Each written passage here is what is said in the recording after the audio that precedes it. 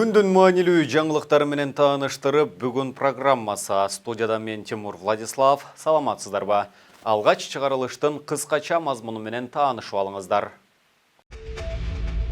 Мадумаровго карата Орусиядагы мекендештер менен болгон жолугушуусундагы үгүт иштери үчүн БШКга арыз жазылды. Нарын облусунун тургундары үчүн электр жарыгы арзандабайт. Колу буту таңылып, оозу скотч толгон бала өзүн өзү өлтүргөндө. Башкы прокуратура 24 ноябрда президенттикке талапкер болууга арыз берген саясатчы Адахан Мадумаровдун Орусияда кыргызстандыктар менен жолугушуусунда үгүт иштерин жүргүзгөндүгү жөнүндө материалды караш үчүн Борбордук шайлоо комиссиясына жөнөттү. Мадумаров ошондой эле БШК мүчөлөрүнө дагы кайрылып, эгерде башкы прокуратуранын өзүнө карата берген материалын кароого кирише турган болсо, бул кайрылуусун Садыр Жапаровго карата расмий арызы деп таанып, кароосун өтүнгөн. Орусияда кыргызстандыктар менен жолугушуусунда үгүт иштерин жүргүзгөн деген шылтоо менен мени президенттик жарыштан алып салуу аракетиңизди мен сиздин өзүңүзгө ишенбегендигиңиз деп түшүндүм. Мындай жол менен сиз мыкты атаандаштарыңыздан арылууга аракет кылып жатасыз. Сиз журналисттерге маек курганда президенттик шайлоого барарыңызды айтып, аны кийинчерээк Кочкор районунда эл менен жолугушуу учурунда ырастадыңыз. Андан кийин аймактарды кыдырып, Баткенде аймакты өнүктүрүү жана чек ара маселелерин чечүүгө убада бердиңиз. Мамлекет башына келе турган адамды башкы прокуратура же БШК эмес, Кыргызстандын эли чечүүгө тийиш деп жазылган.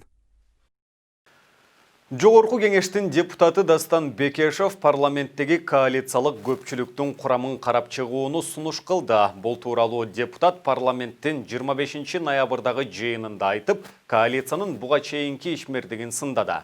Атамбаев кеткенден кийин коалициялык көпчүлүк аны жамандап, кол тийбестигин алып, Сооронбай Жээнбековдун сөзүн сүйлөй баштаган.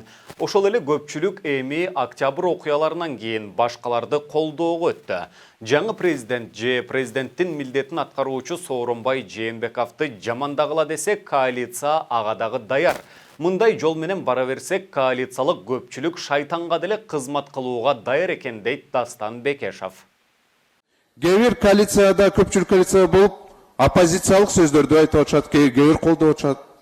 Таптакыр эле түшүнүксүз болуп калды. Ушундай бара берсек, эртең бул көпчүлүк коалиция, кечиресизби, урматтуу депутаттар, шайтанга кызмат кылууга даяр экен. Менимче биз дагы ойлонуш керекпиз. Бизге ушундай көпчүлүк коалиция керекпи? Давайте урматтуу фракциянын лидерлери ойлонуп көрөлү ошону. Тилекке каршы бир депутат көпчүлүк коалициядан чыга албайт экен. Андай юридикалык жолдор жок. Өкмөт тыштан келген карыз акчанын көбүн пенсияга жана айлыкка жумшап жаткандыгын моюнга алды. Бюджетте акча тартыш болгондуктан пенсия, айлык жана башка социалдык төлөмдөрдү азыр сырттан келген карыз акчадан төлөп берип жатат. Бул тууралуу 25 ноябрда жогорку кеңеште бюджет маселеси талкууланып жатканда биринчи вице-премьер-министр Артем Новиков билдирди. КСДП фракциясынан депутат Абдывахап Нурбаевдин суроосуна жооп берип жатып, Новиков тышкы жардам катары быйыл Кыргызстанга жалпысынан 343 миллион доллар келгенин, сомго которгондо бул дээрлик 25 миллиард сомдой акча экендигин айтты. Жана анын 17 миллиардка жакыны пенсия, айлык акы, жөлөк пул сыяктуу төлөмдөргө кеткендигин билдирди. Улуттук илимдер академиясынын техникалык базасын жакшыртууга жана башка муктаждыктарына 300 миллион сом бөлүнөт деген маалымат жалган. Эске салсак, 11 ноябрда мекеменин жамааты менен жолугушууда ошол маалдага президенттин милдетин аткаруучу өкмөт башчы Садыр Жапаров билдирген. Жапаров бул каражат бюджеттик эмес булактардан алынаарын айткан. Бүгүн парламент жыйынында өкмөт мүчөлөрү каржы булагы жок экен деген жөн эле сөз экендигин айтышты. Академия наука 300 миллион сом каралды. Кайсы жактан каралды?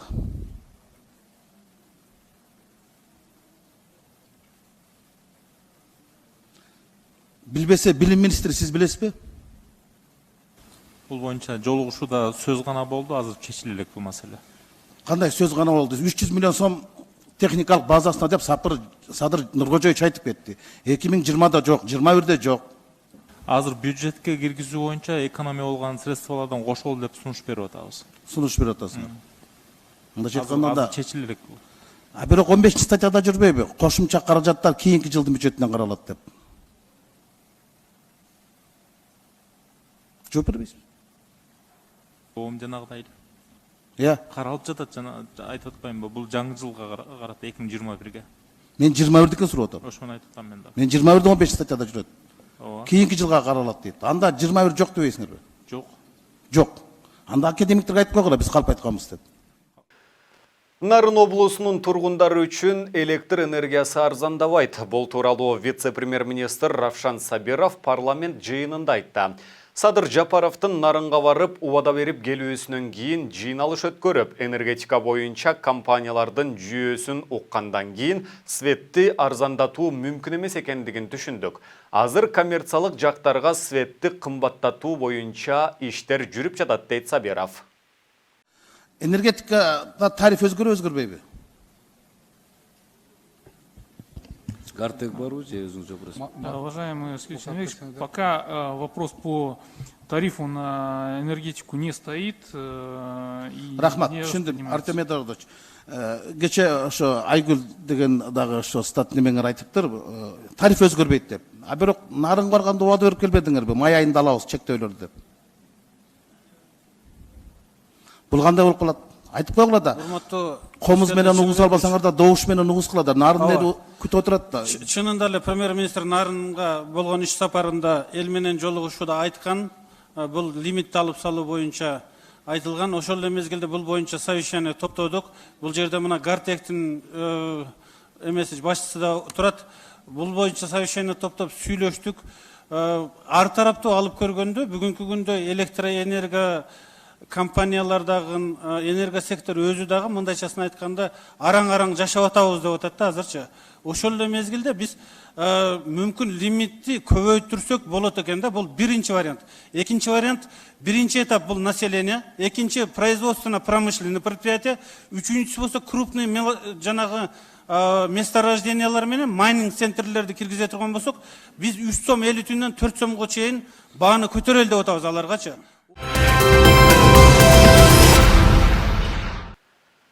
Башкы прокуратуранын мурдагы имаратынын ордуна Бишкек шаардык кеңеши жана баш калаанын кээ бир муниципалдык кызматтары жайгаша турган 7 кабат имарат салынат.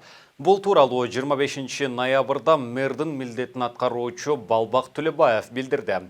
7 кабат 2 блоктон турган имарат болот. Көрүп жатасыңар, азыр кабинеттерде тыгылып отурабыз. Залдын кебетесин көргөнсүңөр, эч жака батпайбыз.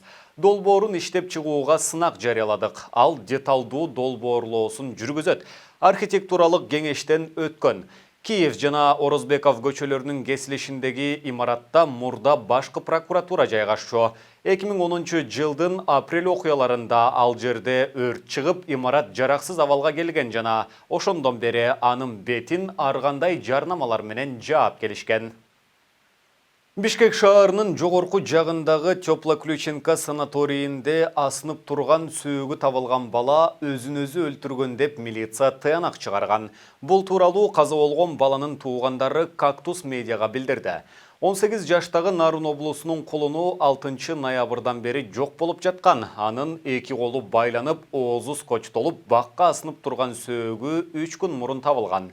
Туугандарынын айтуусунда моргко алып барганда милиция өзүн өзү өлтүрүү деп каттаган. Колу буту таңылып, оозу скотчтолуп турган баланы кантип өзүн өзү өлтүрдү деп тыянак чыгарды деп туугандары нааразы болууда.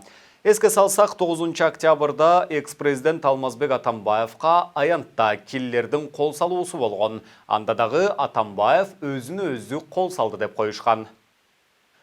COVID-19 илдетинен ооруканада 2851 адам даарыланууда. Бул тууралуу Саламаттык сактоо министрлиги билдирди. Маалыматка караганда, ооруканада жаткан 127 бейтаптын абалы өтө оор, 794 оор абалда, 3832 адам үйдөн даарыланууда. Өткөн суткада 3412 ПЧР анализ жүргүзүлүп, анын 378-инде вирус аныкталды. Маалыматка караганда өткөн суткада вируска чалдыккан Бишкек шаарында 2, Талас облусунда 1 жана Баткен облусунда 1 киши каза тапты. Март айынан бери 1245 киши вирустан көз жумду. 1 декабрдан тартып Бишкекте кинотеатрларга жана соода борборлорунун ичиндеги коомдук тамактануучу жайларга иштөөгө уруксаат берүү пландалууда. Бул тууралуу 25 ноябрда шаардын мэринин милдетин аткаруучу Балбак Төлөбаевга таянып, коронавируска каршы республикалык ыкчам штаб кабарлады. Кинотеатрларда жана фудкорттордо бардык санитардык эрежелер так сакталышы талап кылынат. Мындан тышкары шаардагы супермаркеттерге мурдагыдай күнү-түнү иштөөгө уруксаат берүү пландалып жатат. Ал эми тойканалар жана ресторандар үчүн өзгөчө алгоритм иштелип чыгууда. Мына ушуну менен бүгүнкү берүүбүздү жыйынтыктайбыз. Кийинки эфирлерден амандашканча сак саламатта туруңуздар.